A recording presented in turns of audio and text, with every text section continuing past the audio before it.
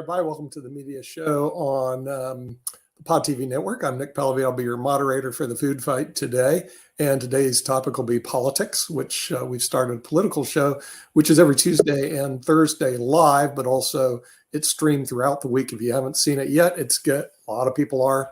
It's about world politics and politics in the United States. Now, remember, this show was specifically designed for two people. One of them who finally showed up today on this show, Shaquille Latmer, and the other one is Dr. Dan Worthington. So let's bring in the person that the show was designed for but hasn't shown up from Australia, mate, Shaquille Latmer. Shaquille. No, it's actually Dan's idea. Don't blame me. It's just Dan's idea. Well, we actually did it. We actually have a show, and it's getting great ratings. Yes, and we have two episodes. I'll let you know. We have two episodes that was recorded by the guys from Edge Radio Australia. So it's a joint venture between Edge Radio Australia and Pod TV, talking about Australian politics and occasionally talking about the nonsense that's going on in America. Well, I finally found I went through all this crazy education in college, and forget K through 12, that was a waste. And finally, I read the U.S. budget because it's available on the internet. I'm going, yeah. How come I can go through college for 10 years and not one course on the U.S. budget? It's 25% of our GDP. You got to imagine, if you make 100,000, that's 25,000 of your dollars going there. If you make 200,000, 50,000. If you're making $1 million, it's $250,000 of your money being spent. Yet we don't go over it, and frankly, we're not serious about it. No. Some of us are, Nick. I have to correct you. Some of us are, and some of us are so livid at the wanton expenditures of Western governments that we leave. That we go, we're sick of this. We don't want to be under the government's thumb. We're out of here, baby. Bye-bye. Well, it's a big problem, but we're going to bring more problems because we have them sitting backstage. Person who's a member of the mega society. You try to bring smart people in, make them solve the problem. That's always been my theory. And so we do have. Oh, heaven help us with the smart people. What? He's a smart guy. Put it through his. Yes, I know, but if you want him to solve the problem, all you have to do is ask him, Rick. Have you ever known a group of high IQ people that have solved a problem? I know, not a group. No, Mensa was formed right after World War II. Mensa, which means table in Latin. Somebody thought. Excuse me, I'm a Mensa member. Leave me alone. So this guy who started Mensa said, if you set up a round table of all the smartest people, they would solve all the world's problems. Hasn't happened. Won't happen. Individual smart people can solve stuff, but You know, Rick, they have this thing called oppositional defiance disorder. And that's what society realized. After the round table of the most intelligent people didn't work, they created all over the world these round capitals where all the politicians go to. The dumbest people on earth. They thought if the smartest people on earth can't solve the problems, we'll get the dumbest people on earth. And they didn't solve the problems either. Right now, to be a national level politician in America, you've got to be kind of an idiot and kind of a scumbag, because what you have to do, which is like huge amounts of fundraising, if you're a congressman, you have to go to this separate building for 20 hours a week and cold call people and beg them for money. Like, somebody with integrity and intelligence doesn't want to put themselves through that. Yeah. So we have the telemarketers of America. What other guests do we have, Nick? Hold on a second. I just popped in, and I've got a thing that I think that Nick will find very interesting. It actually involves, and I know that our global audience. Well, let's bring the other guests on first. It actually involves North Carolina and media and censorship and all along those lines, because it actually involves a classical radio station that has decided not to air certain things and all along those lines. So I got a letter from a friend of mine into that whole space of classical music, because apparently there are certain things that exist that this station feels will be offensive. So therefore, they are not going to air stuff coming from the Metropolitan Opera, which I know Nick loves, and all along those lines, because one of them was a play about Malcolm X. So they felt that this would be a bad thing to show this particular play. And they gave all their reasoning and all along those lines as to why some of these things were cut out. And they definitely had some interesting ones. And then I just want to hear maybe even Shaquille's thoughts. But one was The Dead Man Walking, which is about the execution of a convicted murder based on a real life double murder. And they said that there's the violence involved in that. X, The Life and Times of Malcolm X, was presented in English. It addresses adult themes and contains offensive language plainly audible to everyone, children included. This makes this opera unsuitable for a general audience. Fire Shut Up in My Bones, which is presented in English. It contains adult themes and contains adult offensive language plainly audible to everyone, children included. That makes that general audience offensive. And they also said El Nino, which is supposedly about the visit of Archangel Gabriel to the Virgin Mary. However, in the non-biblical version, which the Holy Spirit overshadows Mary, she undergoes pain and mental agony. The music and background vocalization in that scene leaves nothing to the imagination. All right, so hold on, I got one more. The Hours is presented in English. It contains a fantasy segment containing a young girl's suicidal death, a second segment with yet another suicidal contemplation, finally another segment considered an actual death. So therefore, this broadcaster wants to babysit everybody. The same way a lot of politicians don't want like possibly offensive books in a school library. Yet, right. Just this past week on regular TV, I saw a scene where a big wad of ejaculate just splattered across the room.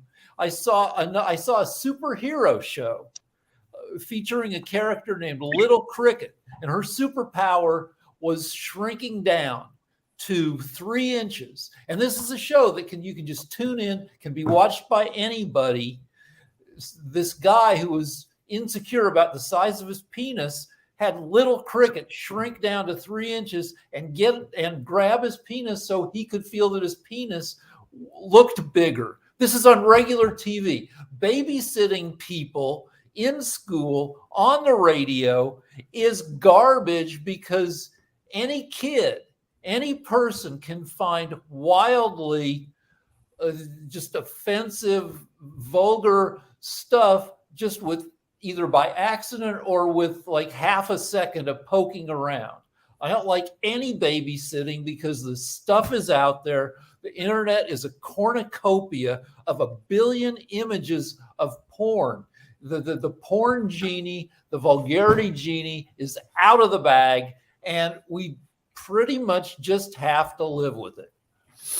I want to say something. I want to say something here. Last time, I believe it was the last time, might have been a couple of shows ago, I was on with Rick, and Rick mentioned some of his religious proclivities. Now, I never asked, and I never would have known. I also know nothing actually about, coming from Australia, I know nothing about the religion that Rick talked about. And you know what? It doesn't matter to me. I'm not going to treat Rick differently. I'm not going to treat him worse. I'm not going to treat him better. I don't know. What we're faced with today is a situation where young people are told to navigate this weird kind of world where if you say anything or you do anything, it could be considered offensive. Now, I'm just going to take a guess here. When Rick and I meet next time in California, because I'm definitely going to be meeting with Rick when I'm there, if I make a faux pas, I don't think that Rick's going to go, you racist, sexist, whatever. He's not going to do that. He's going to go, oh, Shaq, you may not have actually realized this, but hey, like that's actually, something that we might be offended by or whatever. And I'll go, oh, look, I'm sorry, Rick, I didn't realize. But what we face with today is this world where any wrong move or any wrong statement or any wrong sentence can be taken out of context, and not just taken out of context today, but taken out of context in 20 years from now. And that's not helpful to us. We're all the same people, right? We're all just trying to live our lives as best we can. Let's take some of the venom out of our, not just disagreements, but also out of our misunderstandings with each other. But Shaquille, along those same lines, one of the things that I think that this is a response to, and like I said, I got this letter over the weekend from a very dear friend and everything, was that sometimes there is just like you're talking about the response that you have had to a number of things, both on this show and other shows, there is also times that people are not wanting to offend those that they feel they might offend if they appear to be quote unquote too woke and all along those lines. So my guess is that a lot of these plays, including historical plays, because one of those was about Malcolm X and his life, and one was it'd be like banning Jesus Christ Superstar, which we all know was a fictional work, and all along those lines, is that they are afraid that they will be offending people that might stumble across it as they are listening to the radio, because this is a very well-known. I'll respond to that. I'll respond to that, Mark, and I'll just say two things. One, and Rick, please, because I'm using you as an example. If you don't agree with me, please step in. I'll just say a couple of things. One, I think Rick would be more offended if he realized that I was censoring what I was saying out of a fear that I might offend him, rather than just saying what I thought and him responding to me. Okay. The second thing I'll say is, I think most people, especially in our age group, have seen Schindler's List. I remember when I first watched it, and there's a scene in that movie, because I didn't like the movie. I remember, but when I first watched it, I hated it because I was a kid. It's black and white. What the hell is this? Right? I didn't understand what was going on. And then all of a sudden, there's this random scene with this girl in a red dress who's like walking down the street. I'm like, this is stupid. And I remember watching it again when I was 12. I watched it again when I was 15, 16. I watched it many times over my lives. And obviously, as I got older and I understood more about the historical context, that film meant so much more to me. Okay. So last time I was in Germany, I actually went to Auschwitz. And I was haunted. I just didn't know quite how to. I don't know what I was expecting, but whatever it was, it just wasn't what I was expecting, because you get there and you're sort of expecting that black and white, horrible place of death, but it's not. There's these beautiful greenery around, there's flowers, growing and stuff like that. And you're sort of looking at this place, and it's not supposed to be pretty. It's not supposed to be beautiful, but it is. And for me, I just looked at it and I was so haunted, because I was like, how could one of human history's, certainly modern human history's, most horrible events have occurred in this place? I actually wanted it to look really ugly. I wanted it to be a really horrible place. Please let me finish, Mark. I wanted it to look like a really ugly, horrible place, and it wasn't.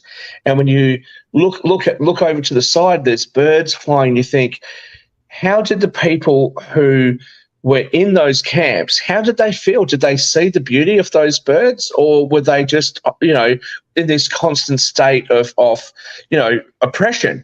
And also, how did the people that took their lives feel when they saw the birds and the bees and the butterflies, etc.?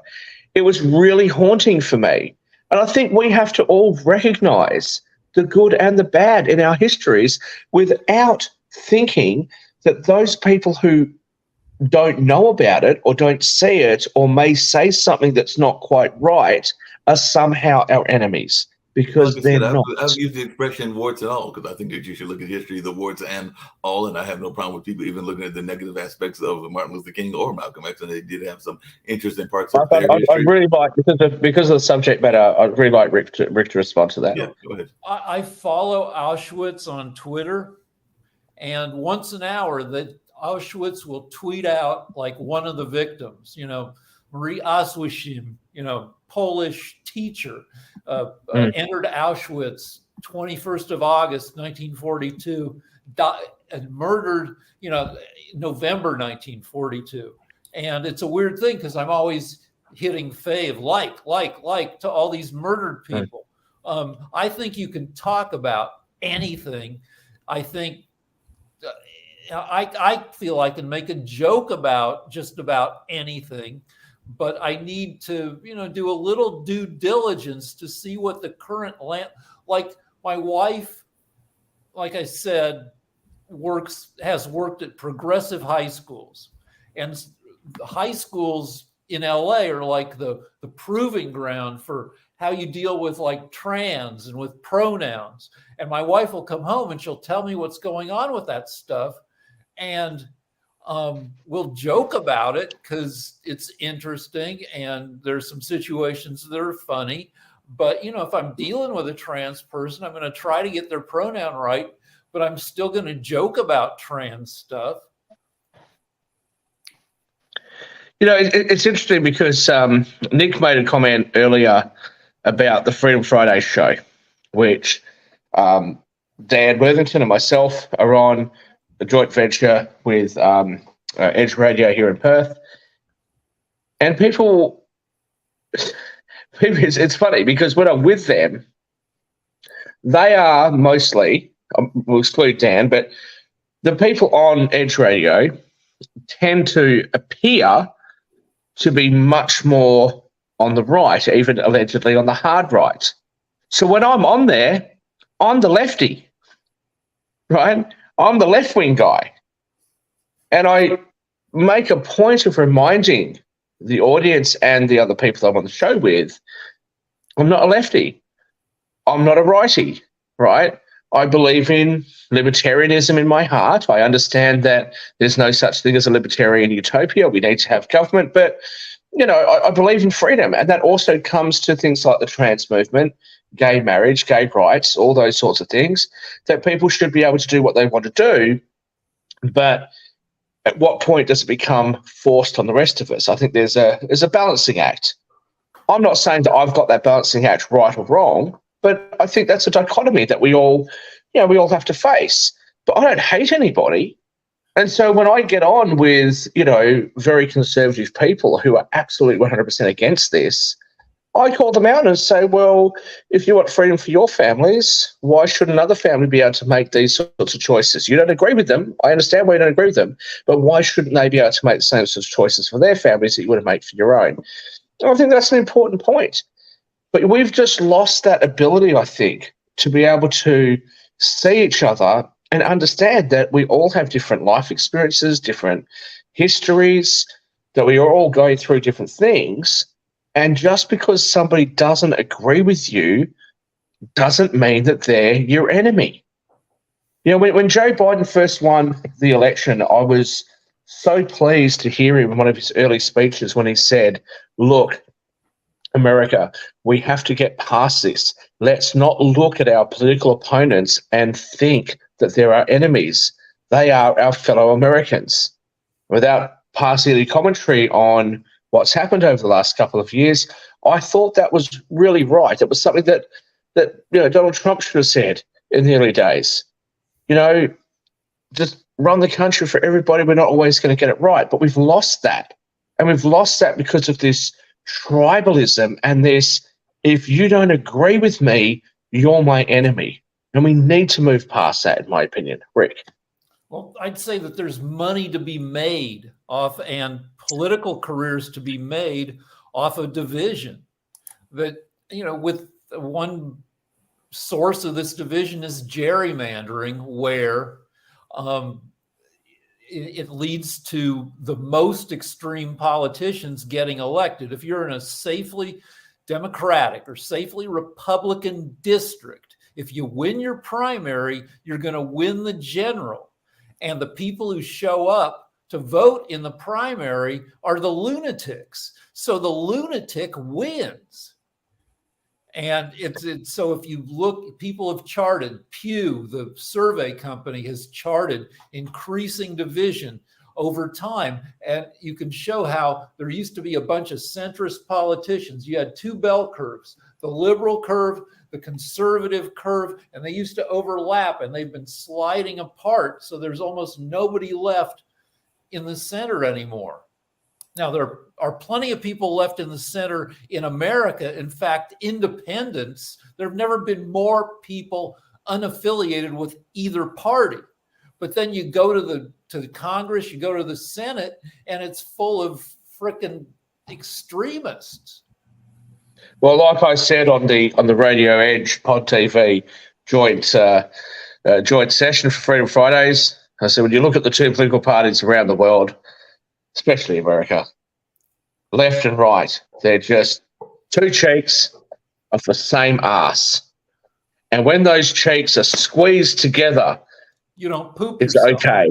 But once they start to spread, they let spew from that circle orifice of our capitals a unpalatable stench that nobody wants. And I'm going to stand by that comment to the day I die, I think.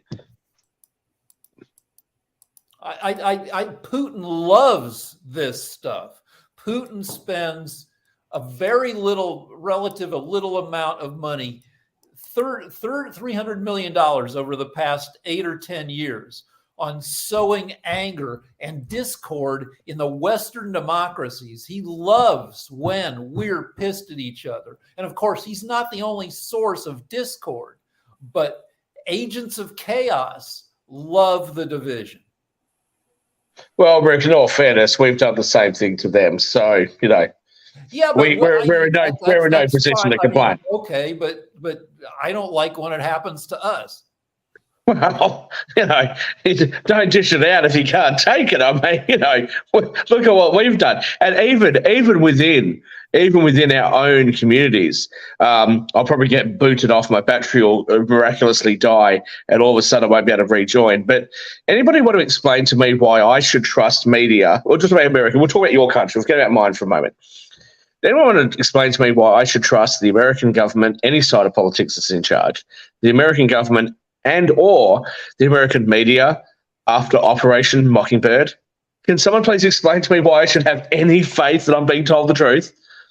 Explain Operation Mockingbird. Bullshit, Rick. You know exactly what Operation Mockingbird is. I'm going to need to be reminded. Nick, you're a lawyer. Please tell Rick. Australian thing. I haven't seen any Operation Mockingbird. So Operation Mockingbird is the CIA, and this came out especially when McCarthyism was an issue. This came out where the CIA has openly admitted that they infiltrated media and would push and promote certain stories in order to influence the opinion of the greater American public. Yeah, I haven't heard of that, that the CIA is supposed to confine its trickery to this. FBI is domestic. The CIA should not be messing with the internal affairs of the U.S. at all. Do me a favor, Rick. While we're talking, just Google it while we're talking. Because, hey, I'm not American, and the rate I'm going, I'll probably never be allowed back in. But please, just Google it while we're talking. My point being is, question everything, don't accept anything you're told, and why would you ever trust government or the media or any other large, powerful group? Why would you do that? I certainly wouldn't. I don't, and I live my life saying I don't want to be under the thumb of the government. I want to be able to live my life. I don't want to hurt people, right? If I hurt somebody or do the wrong thing, fair enough. Government's got something to say, but otherwise, leave me alone. Leave me alone. Let me run my own race through life. Yeah, I would argue that we shouldn't give Russia a pass just because the U.S. has done bad stuff. And I'd argue that Russia and the Soviet Union did way worse stuff. The U.S. has never murdered 50 million of its own people, Stalin killed tens of millions. I mean, we've never had that. So Rick, I don't disagree with you. I don't disagree with you at all. But neither you or I really know what's going on with Russia and the Ukraine right now. We can only just judge at what we're being told by the television, right? What's going on? Did Vladimir Putin look? If you watch Fox News, here's what they're going to tell you: Joe Biden won the election, and Vladimir Putin went, "Oh, fantastic! Let's go invade Ukraine." Does that sound right to you? It doesn't sound right to me. There's got to be more to it than that, right? Right-wing media will say, "Well, see, if Donald Trump was here, that would never have happened." Really, like one guy? I hear people say that to me all the time, especially my really conservative mates will say to me, the future of the West will only be saved if Donald Trump wins the next election in the United States. And I go, hang on a bloody minute. What about the rest of the countries? Do you really believe the future of West, as much as you might love Donald Trump, do you really believe the future of the West relies on just one person? But then I hear my left-wing mates that will say, if Joe Biden doesn't win the next election, we're doomed. The world will go into a catastrophe. I'm like, really? Over one person who's a very old and feeble person? Is this really what we're thinking? Like, this is going to make a big difference? So my point being that I feel like we're constantly being lied to. We're constantly being pressured into taking a particular view, and we don't really understand the issues. What do I know about Russia and the Ukraine? I don't know anything about what's going on over there. I hope that we don't see too many human lives lost. After that, I hope that we don't see too many human lives displaced from the region, that lose their homes and their livelihoods, etc. But what do I know? I don't know anything about what's going on over in that region other than what I'm told. And if you can't trust the media and you can't trust the government, I'm not suggesting that those things aren't happening. What I'm suggesting is we don't really know what's going on over there. And that's tough, because we should be able to form our own opinions. What if our countries are taking a position on some matters that we don't agree with? Are we ever going to be able to know that? In your generation, when Vietnam was going on, there was protests and songs, etc. Now, if there was something going on that we are not fully aware of, do we have any ability to actually protest government or say to government, actually, look, we 90% support you, but the other 10%, maybe we should pull back a little bit. Maybe you're going too far. We don't have the ability to do that if the media isn't telling us the truth. Rick, I have an answer to the reason you and I haven't heard about it, but it's heard by Shaquille. Okay, why do, here this is from Quora, which is actually pretty good. These are smart people that are on the website. Okay. With a bunch of 15-year-olds, yeah. Starts off with this. Why do crazed conspiracy theorists keep citing Operation Mockingbird when such an operation by the CIA never took place? It was Project Mockingbird, pushed by JFK, not the CIA. Okay, project, not operation. Okay, oh, you got me there. You got me there. Okay, I'm just repeating. We're having an open dialogue on this thing that you brought up. And this is not me speaking, this Quora is speaking. They're going, when will they grasp the facts and let go of the delusion? So part of the reason why myself, who is an American, and so is Rick Rosner, who's American, did not understand what Operation Mockingbird was, is that I don't gravitate toward crazy, what do they call it, conspiracy theories. Okay, well, just okay. No, that's fair enough. That's fair enough, Nick. I'll take that. So now you've heard why you shouldn't gravitate towards this ridiculous theory, but just tell us, what is the ridiculous theory that was testified before the Congress and the Senate, or the House of Reps and the Senate inquiries? Please just tell us, what is Operation Mockingbird according to the conspiracy theorist right? Please tell us, what is, well, Project Mockingbird? Just tell us, what was it? Well, this is according to this. Accordingly. So you've read Quora. You've read Quora. Let's go back. Let's go back to Google. Let's go back to Google and just ask what was Project Mockingbird? Even Wikipedia goes alleged conspiracy theories. And like I said, for me personally, I'm not big into crazy right-wing conspiracy theory. Obviously, spent too much time with right-wing crazies. But go on, Rick. So I got to say that I believe 99% of conspiracy theories turn out to be BS. Though that it is interesting that the one conspiracy theory of recent times that we know is true did involve the CIA, which is the CIA helping bring crack to the inner cities in the 80s. So sometimes, very rarely they turn out to be true. And that one time the CIA had its mitts in it. Well, let me just read you something of much of it. Project Mockingbird was a telephone tap in 1963 of the homes and offices of Robert S. Allen and Paul J. Scott, syndicated news columnists, whose columns appear in the Northern Virginia Sun newspaper. A summary of the project was previously furnished to your office. You want to know where that's from? Oh, that's from the CIA's website. So maybe the CIA is some right-wing conspiracy group too, right? Well, I mean, the CIA needs a certain amount of. You got to look at what they do every few years. I'll read you another little part. Operation Mockingbird was a covert U.S. government operation run by the CIA to implant pro-U.S. propaganda in American media and front organizations. Starting in the 1950s, the CIA began to hire and contract students and people in the media to write false stories or embed stories to favor the US government. In 1967, it was proven that even the National Student Organization was being funneled money by the CIA for festivals and other events. Using phony companies and mysterious benefactors, these collectives created massive amounts of propaganda using the average American student. It was blown open in 1977 when famed journalist Carl Bernstein, who also, with his partner Bob Woodward, exposed the what scandal? In 1974, the Watergate scandal. And in his 1977 piece, The CIA and the Media, Bernstein revealed that certain reporters not only were paid by the US government, but they also engaged in more extensive relationships with the CIA, even sharing notebooks, and some were paid upwards of $500,000 back in those days for their work.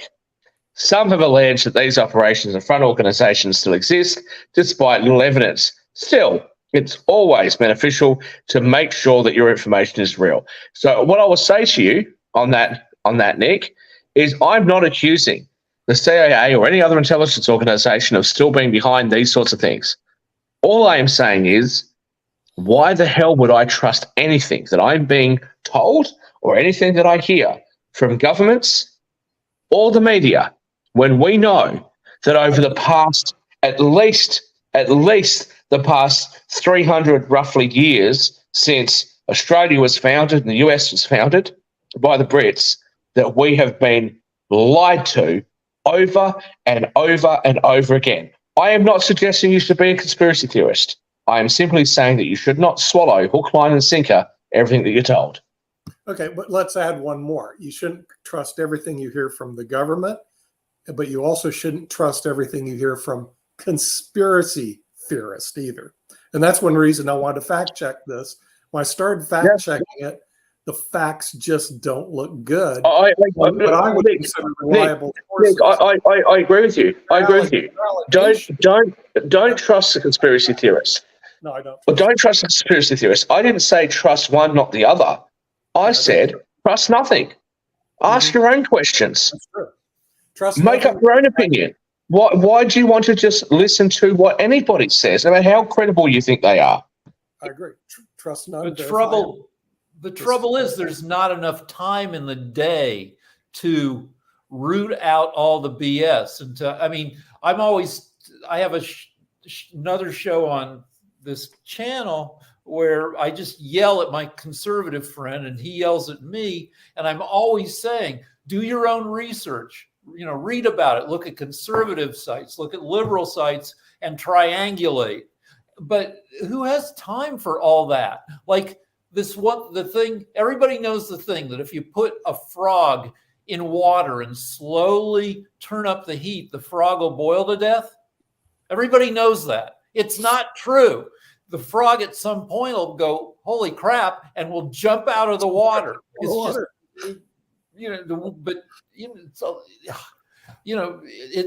always been a problem. In the 60s, we got a half hour of national news with Walter Cronkite every night.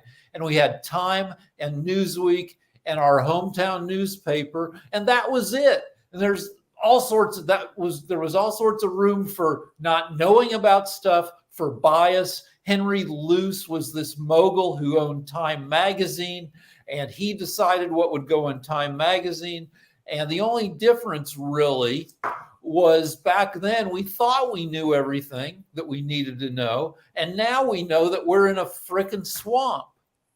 No, the difference, Rick, is that you blokes that grew up through the 60s with your free drugs and your peace bloody combi vans running around at Woodstock had the time of your lives. And now you have created this generation of people that are so scared of vice. Don't do drugs, little Johnny. Don't have wild sex, little Jill, right?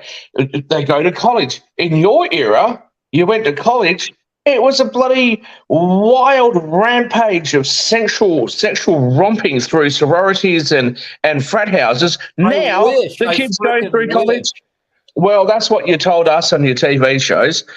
Now, the kids going through college have to get like a permission slip from her, advance consent from her parents, maybe signed off by the faculty head before he gives her a kiss. Right now, kids are told, thanks to Nancy Reagan, don't do drugs. Just say no. Bullshit. Your generation didn't say no. Your generation was out there protesting. Your generation came up with songs like trying to tell us that you were sober. We're all sitting in the yellow submarine, the yellow submarine. You want to try and tell me that you blokes were sober when that was written? Come on now. So your generation has had this great, perfect run through life. Everything handed to you.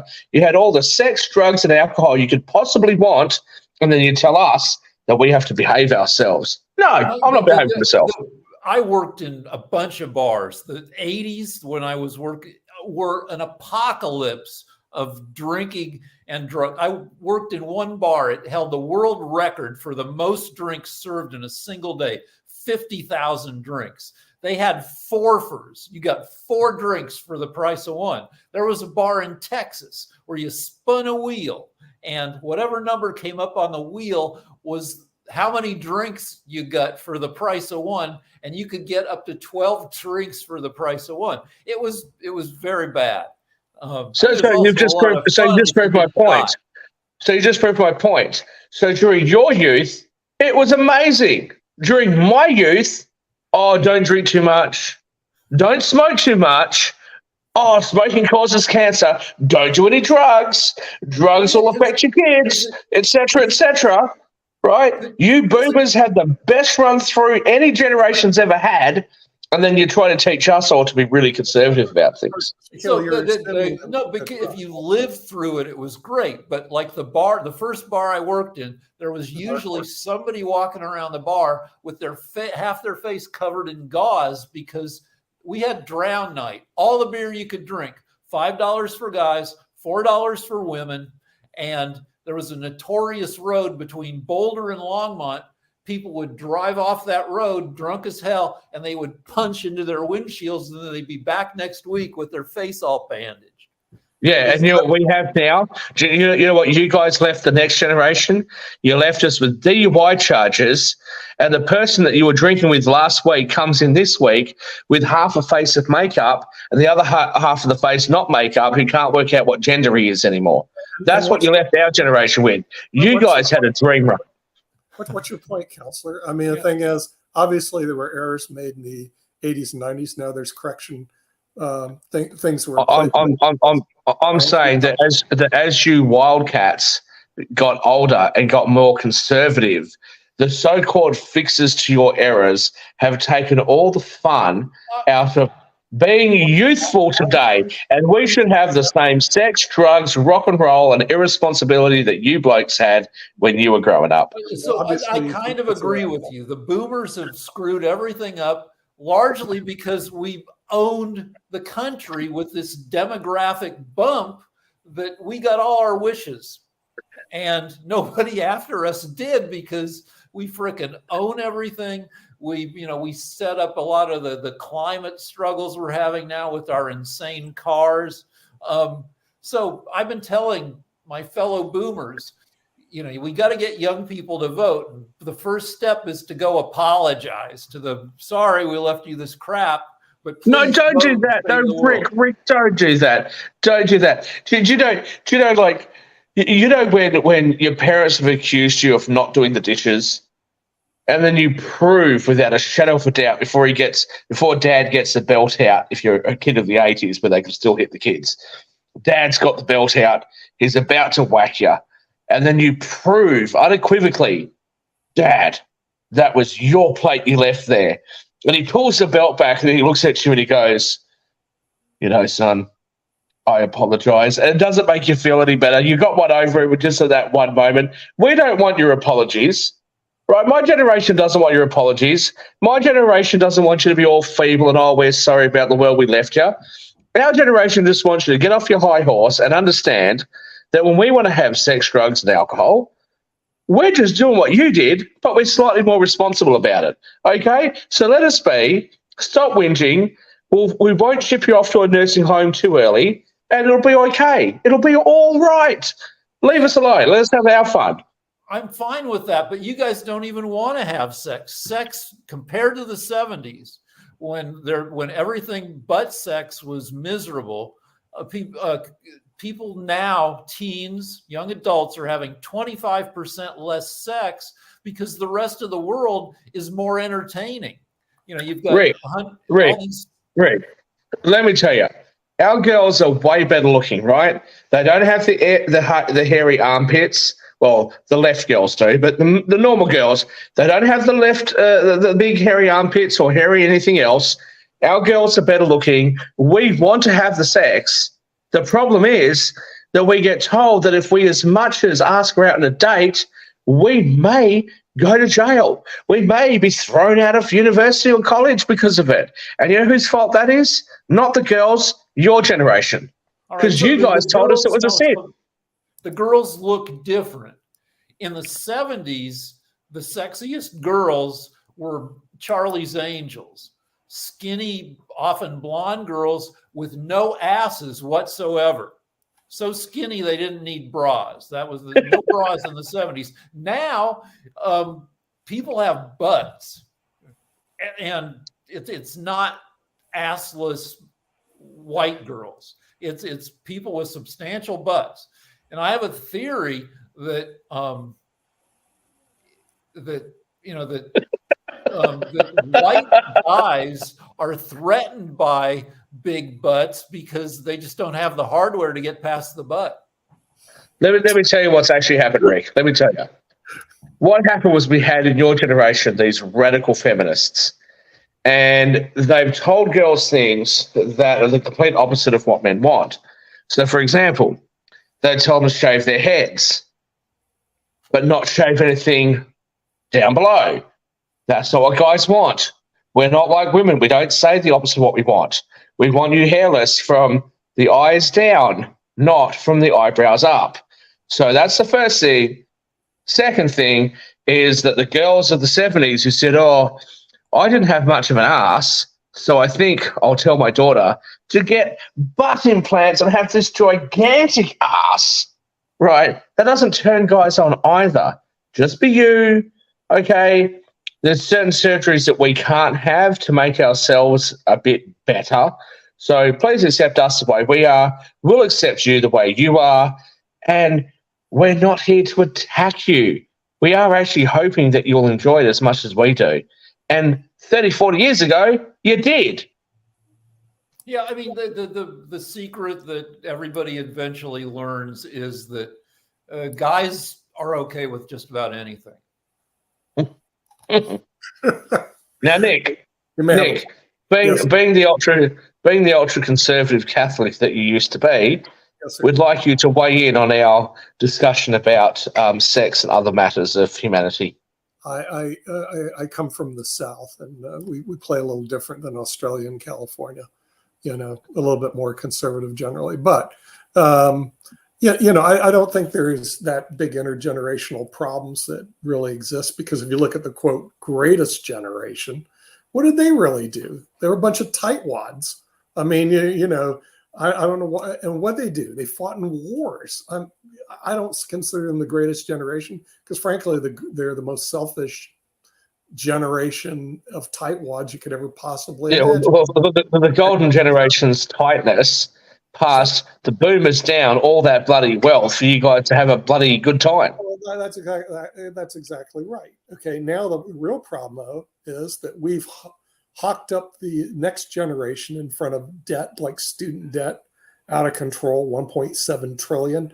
Our national debt, 33 trillion. And there's no responsibility in Washington, D.C.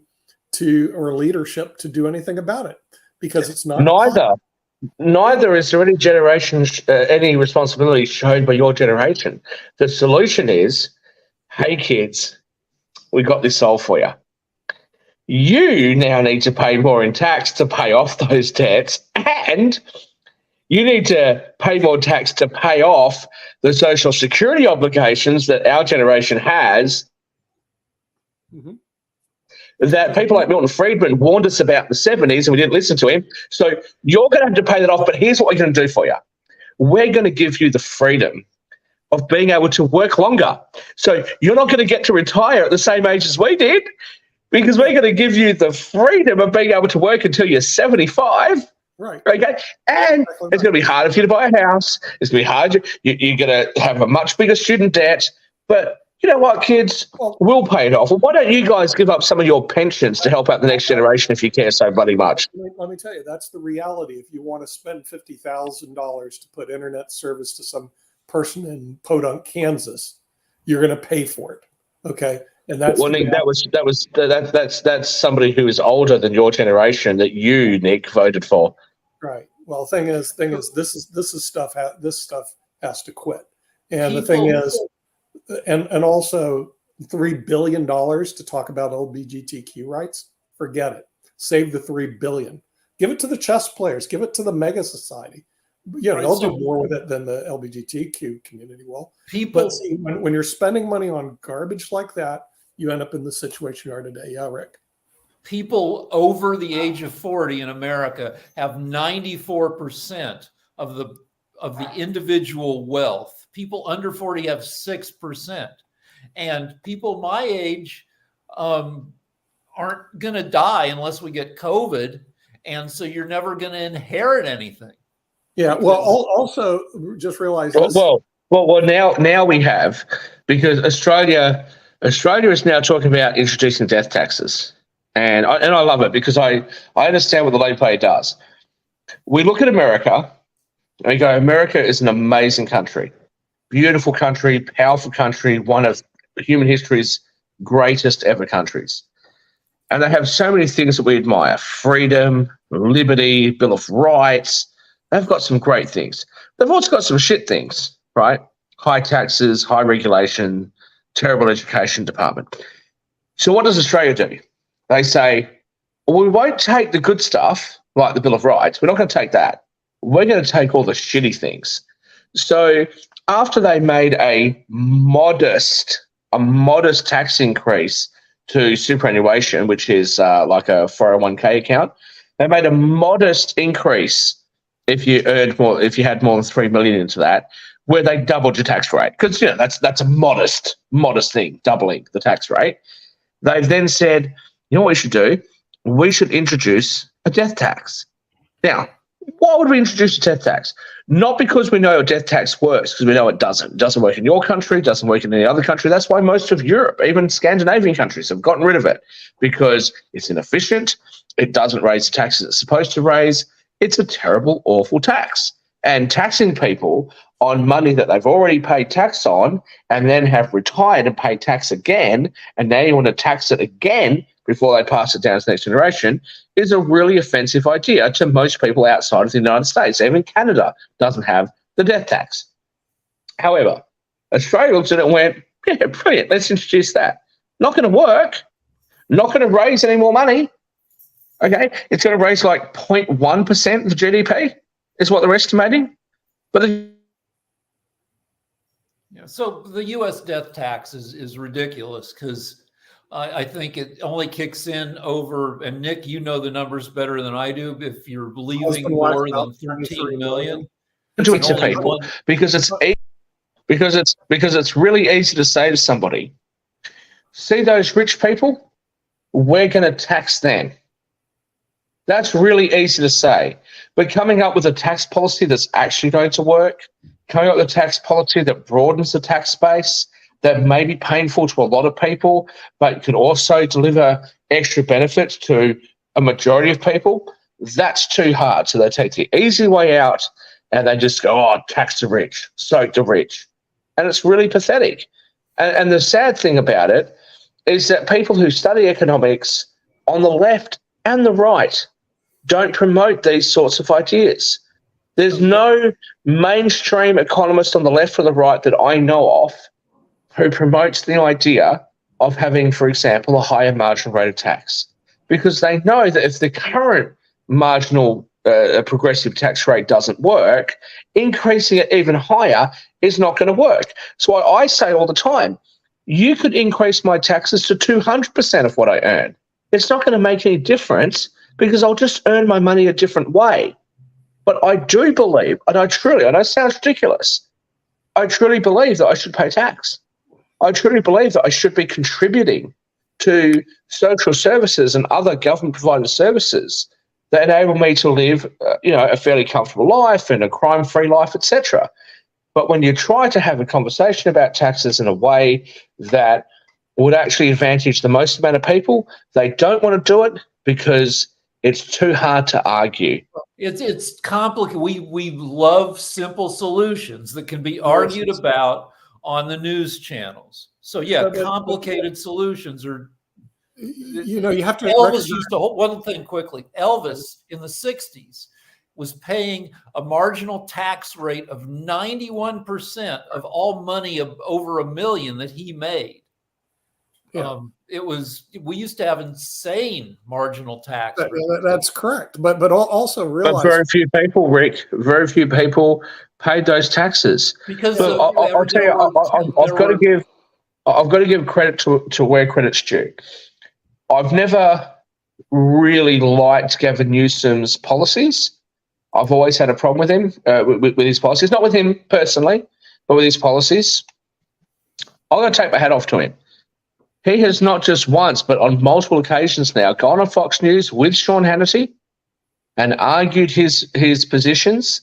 And I have to say, whilst he hasn't completely changed my mind, there's been a number of things that he's brought up where I've said, you know what, he's got a really good point. And that's what happens when people can have a real conversation. You may not win me over on everything. I may not win you over on everything. But if we can have rational, good conversations, we can argue the pros and cons of different positions, that's a really great way to move our societies forward. And whether it be the United States, here in Australia, the UK, where I'm also a citizen, wherever it is, we just need to talk. And when we start labeling people or attacking people for being inhuman or being racist or sexist or not caring about something, we are missing the point of what they're saying. I don't want to pay lower taxes or pay broader consumption taxes or something like that because I'm racist or sexist or because I have an opinion on abortion or because I have an opinion on school systems. I want to pay taxes differently, even though actually if you actually did what I proposed, I would actually end up paying more tax. But I would feel that those taxes are fairer. Okay.